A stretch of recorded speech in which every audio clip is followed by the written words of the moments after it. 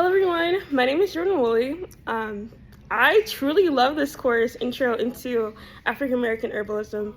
The reason why I took this course was because my mom, she was really interested in herbalism and really wanting to start her journey. So she was like, Jordan, you need to take this class. And I was like, okay. So I decided to register for this class, and it has truly changed my world. Just learning about the history of herbalism and how it came to be vital in the African American experience, not only as a tool of healing oneself, but also as a way of building community and building resilience against the Western medicine system.